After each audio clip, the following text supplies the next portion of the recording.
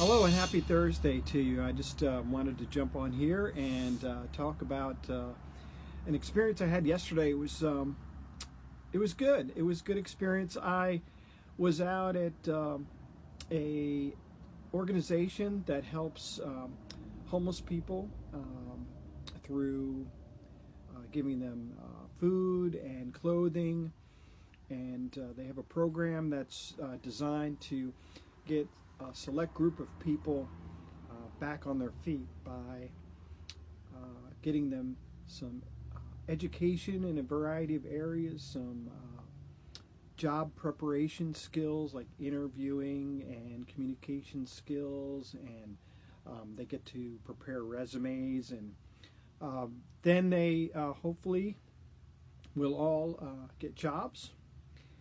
And then at some point, when they have saved up enough money, then they will have money to put down for a deposit for a place of their own, whether apartment or home, what have you.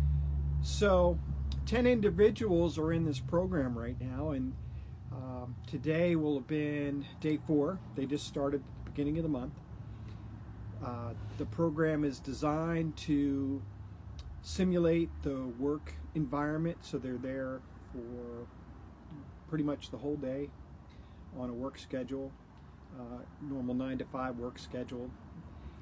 And during that time, they're getting different kinds of training. Now, when I went in yesterday, it was late in the afternoon. They were in a work group, work time block where they were on their computers, working on resumes and things like that. So went in there, had a 3:15 class, and my class yesterday was on grit, perseverance, passion, a little bit of goal planning in there. They're going to have 2 classes on goals, so just kind of touched on goals, but goals are very important when you have passion and purpose and you're trying to accomplish something. Of course, your goal is ultimately the thing that you want to accomplish. So it was a good experience. I hope they learned a lot.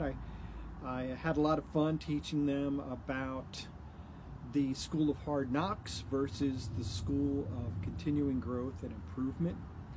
They found that kind of fun to talk about the kinds of things you find in the School of Hard Knocks, and how that differs from a more fulfilling life of growth, where you can spend time reading books by different people, because we live in an information age, so there's so much out there.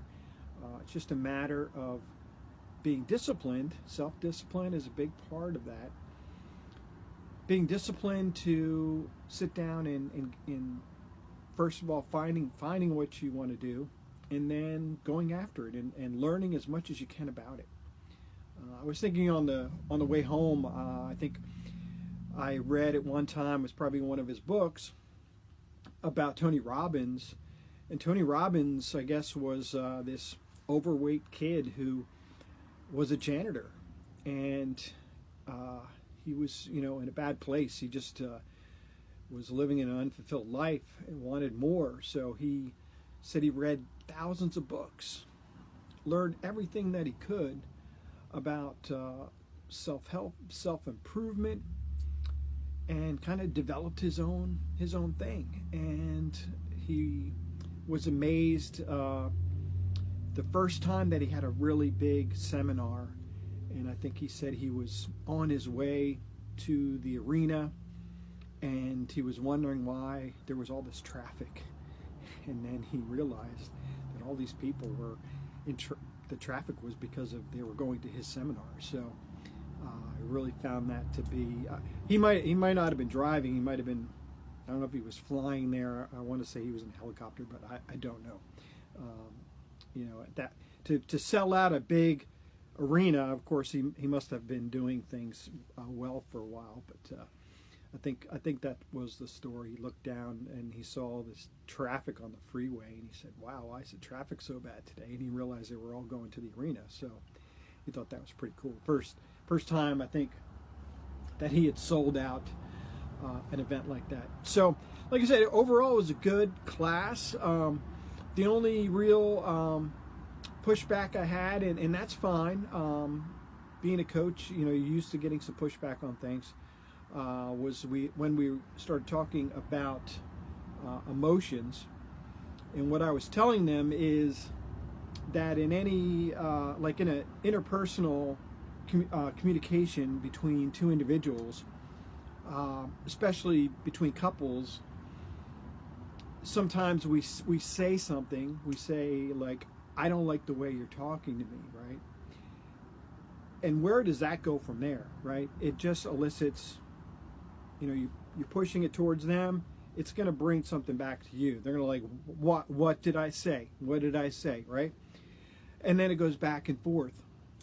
So instead of doing that, just get to the root emotion and tell the other person, I'm angry right now.